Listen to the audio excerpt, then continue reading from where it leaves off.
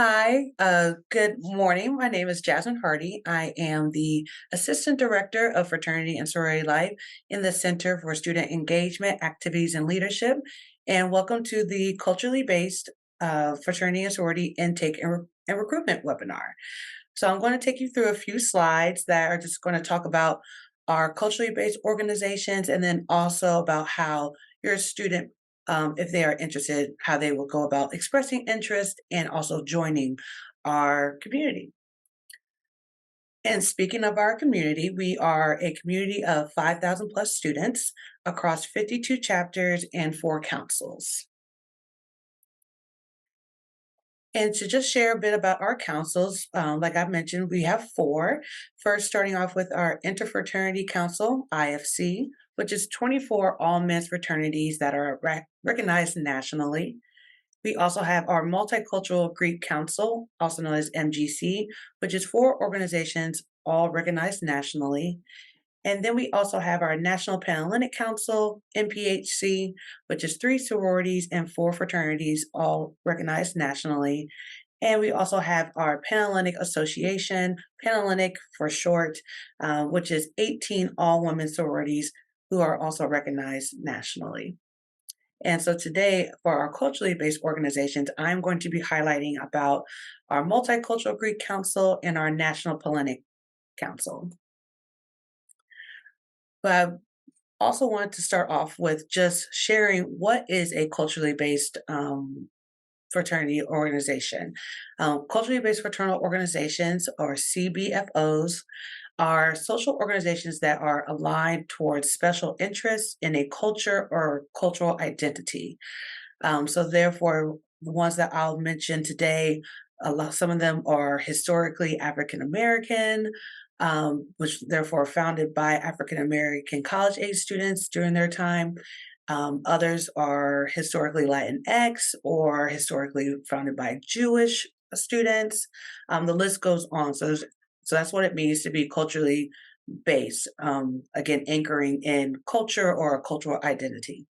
However, despite of the historical foundings of CBFOs, membership is open and welcome to all racial and cultural identities. So there is no cutoff, or you don't have to identify with a certain culture or a cultural identity to express interest and potentially join any of these organizations. So first, I'm going to highlight our Multicultural Greek Council. As I mentioned before, we have 4 organizations that are recognized nationally: Alpha Epsilon Phi Sorority, Alpha Psi Lambda National Fraternity Incorporated, which is a co-ed fraternity; Sigma Lambda Gamma National Sorority Incorporated, which is a historically Latinx sorority, but has transitioned into a multicultural sorority. And we also have Theta Nu Xi, Multicultural Sorority Incorporated. And we are expanding our council by welcoming Delta Kappa Delta Sorority Incorporated in the spring of 24. And they are a South Asian oriented service sorority. So we're definitely looking forward to opening those doors for that new organization to join our community. Next up, we have the National Pan-Hellenic Council. The National Pan-Hellenic Council, its history is that it is the umbrella for a total of 9 historically African American fraternities and sororities. Therefore, meaning that they all have a history of being founded by African American students on various campuses, some of them being historical Black colleges and universities or predominantly white institutions, also known as PWIs. Miami University is fortunate to have 7 chartered NPHC recognized organizations. We have 4 fraternities: Alpha Phi Alpha Fraternity Incorporated, Kappa Alpha Psi Fraternity Incorporated, Omega Psi Phi Fraternity Incorporated, and Phi Beta Sigma Fraternity Incorporated. With our sororities, we have Alpha Kappa Alpha Sorority Incorporated, Delta Sigma Theta Sorority Incorporated, Zeta Phi Beta Sorority Incorporated. And in the spring of 24, the council is looking to welcome Sigma Gamma Rho Sorority Incorporated, again, who is part of the national umbrella of the MPHC. So they're not officially chartered on our campus, but we are looking for them to be chartered by the end of spring 24. So across the board, regardless of the council, so from IFC, MGC, MPHC, and Pan-Hellenic, um, as a community, we have base requirements for all interested potential new members, no matter what year, no matter the organization. This is our base of requirements and policies. So academic standing, the student must have completed one full-time fall or spring semester. So therefore, for example, if it is a first semester, first year student, they could not join any of our organizations until the spring. We have a grade requirement of a 2.5 minimum cumulative GPA. Some chapters do require higher, so some may say you must have a 2.6 or a 2.75, but our base is 2.5, but we do go by what the national headquarters of that organization may say for membership. Students must have 12 college credit hours from Miami University or another accredited university. That does not include any AP credits or any credits they may have received in high school. It has to be from Miami University or another accredited university during their time of being a enrolled student. Students that are also interested in joining our community must complete an online hazing prevention and education module. We send out that information to them for them to complete so that they may be fully prepared and truly understand also safe practices and what does hazing prevention mean and what does that look like for our community across the board. Intake also occurs at the discretion of each chapter. So for MGC and MPHC, this looks a little bit different compared to IFC and Pan-Hellenic. There is not a set formal set of days that our MGC chapters and MPHC chapters conduct their intake. It is to the discretion of each chapter. They are allowed to choose when they want to do intake. So some may do it in the fall and some may do it in the spring, or they may do both. But it really relies on what their national headquarters allows them to do, and we help facilitate that intake. So again, it's not a formal set date or days of the academic year. It can occur either in the fall or the spring or both. And also completed required membership intake packet. So MGC chapters and MPSC chapters get a membership intake packet that they must fill out on behalf of our office, letting us know their dates of when they're going to conduct membership and also who has been verified and approved to join their organization. So there's a lot of communication with our office and also the chapters and also their guiding headquarters to talk about their intake practices and process. And to touch a bit on Collins Law, hazing prevention and reporting, the university and abides by the Ohio state law that hazing is not condoned, it is not accepted, and failure to report or intervene may also constitute a violation. Collins Law is a newly upheld law in the state of Ohio where there's a lot of requirements now of institutions like Miami and across the state that we are very candid and open about any violations that may come across on campus, that we provide the hazing prevention education for our students before they join our organizations and that they are continued to be educated as well. And then that there are harsher penalties for those that conduct hazing, and for those that are knowledgeable. This QR code on the screen will take you to our landing page to learn more about our steps about within Collins law and the Ohio state law, and then also what we do as a university to uphold um, these rules and regulations set by the state. And also the extra precautionary things that we do as an office to make sure, again, that everybody is educated and well aware that hazing is not condoned here at Miami University. So now I'm going to touch on a little bit about expressing interest and joining a chapter. These are kind of one and the same, but there are various steps that your student should consider when they want to express interest and potentially join a chapter within MGC and MPHC. So first, expressing an interest in a culturally based organization, it is highly encouraged that your student does research. There's no formalized recruitment structure, so again, there aren't set days, like again compared to like IFC and Pan-Hellenic, where your student can come, express interest, learn about everyone, but we highly suggest that research is done about the national organization, check out their website, see what that organization is all about at its core, and then to also do any research that you can with the actual chapter that's on campus.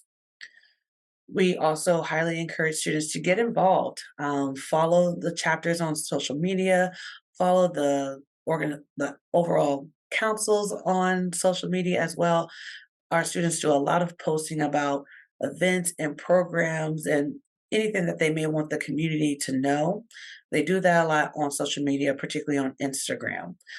Um, Also, our community is a very big, thriving community and huge on programming and doing events that bring people out to, whether it's about scholarship, whether it's about being educated on a certain topic, if it's for some social aspect.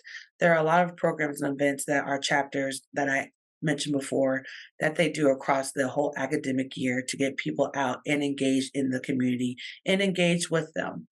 Um, so if your student wants to express interest, I highly suggest going to these programs and events.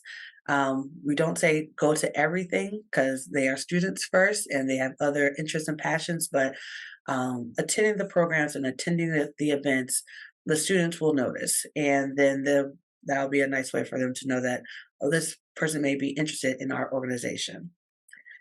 MPHC and MGC, they both host seminars where students can come and learn a lot more about the chapters on campus and also what the overarching meaning and purpose is of each council. So these are really great ways for your student to, again, dive a little bit more, get a lot more information, ask certain questions that they may be not too sure to ask, or at least get some answers from students that are currently serving in these chapters and serving in these leadership roles with our community. And last but not least, but engage with the members. We love students to, again, come to the programs and engage that way, but also talk and make friends. Um, the students that are part of these organizations, they are students too. They did not come to school already being Greek and knowing all things. So, but they are really big on community and building friendships first, but way before they even start to talk about their organizations. But they recognize that this is a community thing and that they also are looking for people that just want to connect and also to make the most out of their college experience here at Miami. So, talking about joining a culturally based organization, it looks different across the board for all organizations within MGC and MPHC, but these three boxes will kind of share the overarching steps that happens when once the student has expressed interest and want to and has made a decision to really pursue membership um, with a particular organization. So first, there is a formal informational slash rush. Um, A formal informational or rush is the organization's initial beginning steps of intake for potential new members. It is an opportunity for aspirants to learn more about the organization and the chapter of interest. So, therefore, this is all meaning that there's probably more deeper sharing out of what it means to be a member of this particular organization. What are some requirements that aren't really usually shared out to the public? I know I mentioned about like an MPAC seminar or an MGC seminar, but that is a lot of high level things, kind of highlighting like this is what we value and things of that nature. But a formal informational rush will really get to the nitty gritty and to the deep core of each organization at that point. After that, there will be application and interviews. Most organizations require for an application to also verify if this one of the student is actually enrolled in school, have the required GPA that the national organization requires, and a lot of other different steps that organizations may need upon the application. And then after applications are submitted and reviewed, an invitation for an interview is offered. So again, once things are reviewed and things check off fine, organizations will discuss and offer interviews to those that they will talk more about joining their organization. And after the interviews, there is an invitation, and then new member education begins. Organizations review all aspirants and decide on who to extend an official invitation to join their organization. And once that invitation is accepted, then new members will move forward with their new member education process. That new member education process, again, looks different across the board for everybody. Um, and there are a lot of different things that people do, again, that's unique to their organization. That's what makes a lot of our culturally based orgs here on campus so special and unique, because it's not the same across the board for everybody. Again, these are overarching steps, but um, everybody conducts them a little bit different ways, that again make the chapters unique and special. So just to touch on a little bit about membership expectations and opportunities. So this is after people have been interviewed, after they have been extended an invitation, and then they have become members of that organization, of that council, and then ultimately of the community here at Miami University. So first thing, it's always going to be a continued education process. Members of MGC and MPAC, they will go through a new member orientation. That is something that I lead so that new members also recognize again what they are joining, what does it mean to actually be a part of this council and a part of their organization, but also get them up to speed about the community, the expectations that we have of them as members, the things that they are now have access to, leadership opportunities, talking about ways for them to get engaged and get involved and again make the most out of the experience that they are looking for as they join our Greek community. Second, they will learn about policies, and they are already students and that they already have to follow the student code of conduct, but now there are more policies and procedures that they need to abide by, such as council constitutions, bylaws, learning more in depth about Collins law and hazing policies and the things that come with that as well. So there are a lot more policies and things to learn about, things that they need to be aware of so that they can be outstanding members of our community. And third, just knowing that there is support. Our office is highly fortunate to have a very full staff across the board to make sure that each student um, is supported. Each chapter is supported, each student, if they need that individual support as well, they know that they have it in our office. And just some expectations of membership. first and foremost, we do expect them to be students, because that's what they came to school to be. So we do expect them to maintain high academic excellence and working towards the ultimate goal of graduation. But we do expect them to be involved in, of course, in their respective councils, whether that's in MGC or NPAC, but as well as other organizations and clubs to build a well-rounded portfolio. We don't want them to be involved in everything because that's hard to maintain, but we do want them to, of course, stay tapped in with their passions and their interests, even if it's outside of fraternity and sorority life. And third, citizenship, giving to the community, to their brothers and their sisters, and to themselves to strengthen the Miami experience. We expect them to be outstanding citizens, but also knowing that they are the ones being looked at as by raising the bar as they represent our community. Of course, we want them to be representing the greater community outside of our 5,000 plus students as well. So now I'm just going to transition into just some helpful information. Just things to know as students join their chapter of interest, and then by default joining the council that's affiliated with that chapter. These are just some things that we love for students to know. There is a high demand in commitment and engagement for your chapter and council. MGC and MPAC are the smaller of two of the smallest councils across all four. MPAC will probably have about a little less than 30 students that are members across the board in all those organizations, and MPAC will have about 25 or just a little less than 30 as well. So very small chapters, and then therefore a small council. So there is a high demand in commitment and engagement because of those smaller numbers. Requirements from stakeholders and entities. So not just our office, but their national headquarters, including their local, state, and regional organization leadership. There's a lot of people that need a lot of things.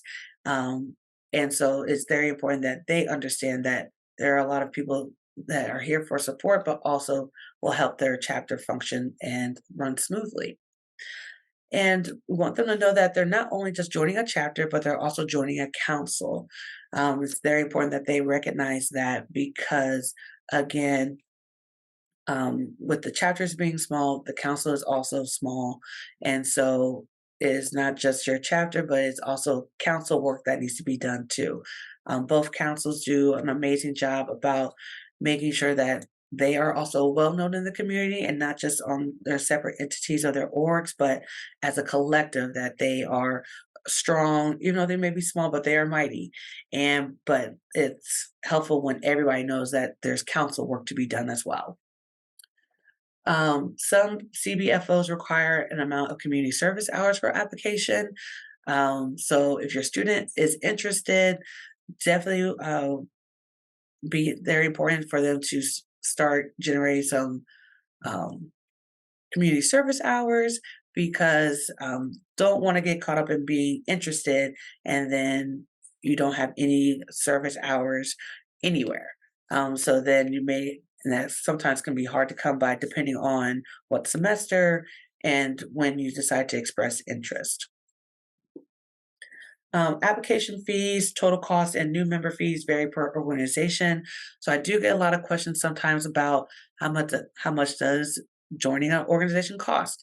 It varies across the board from each organization. So it is hard to pinpoint an actual number, but I usually do say that um, I would tell a student to anticipate about 800 to maybe a little over 1,000. Again, that is those first initial new member fees, and then once they do become a member, basically maintaining membership, it's a lot less than that. But those initial fees can be pretty high in the upper hundreds, and some organizations maybe over $1,000. And then lastly, the intake process varies per organizations. Again, some chapters may say, hey, we're going to do intake in the fall and not in the spring, or we're going to do it in the spring and not in the fall. Again, that is to their decision and what works best for them of the time in that academic year. And sometimes some orgs may say, we're not going to do intake at all this year. Just due to maybe the needs or whatever the chapter may have going on. But again, it is their decision when they believe is best to do intake process for new members.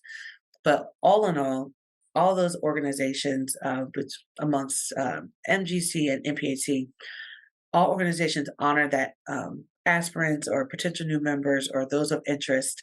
It is a personal decision when people want to join. And so, for example, like IFC and Pan-Hellenic is a bit more public. Everybody is going through the same process and expressing interest at the same time. MGC and MPHC, those that are interested in joining or going through the process of joining, it is more so kept a secret, because then they'll do a grand reveal of joining that organization at the end of their new member process. So this is something culturally amongst MPHC and MGC. And so therefore, that's what I mean by making it a personal decision, because there is a grand celebration and reveal, a presentation, if you will, at the end of that person's new member education process. So thank you so much for joining me in this webinar. Hopefully you got a lot of information out of it and there are some questions answered, but please do not hesitate to contact us. Again, my name is Jasmine Hardy. I am the Assistant Director of Fraternity and Sorority Life. I do have the pleasure of advising MGC and MPHC here at Miami. Here is my contact information. My email is the best way to get in touch with me. But also, if you have other general questions, again, I'm more than happy to answer them. Or you can reach us at our Cliff Alexander Office of Fraternity and Sorority Life by giving us a call, checking us out on our website, or personally emailing us at the address that you see here on your screen. Thank you so much.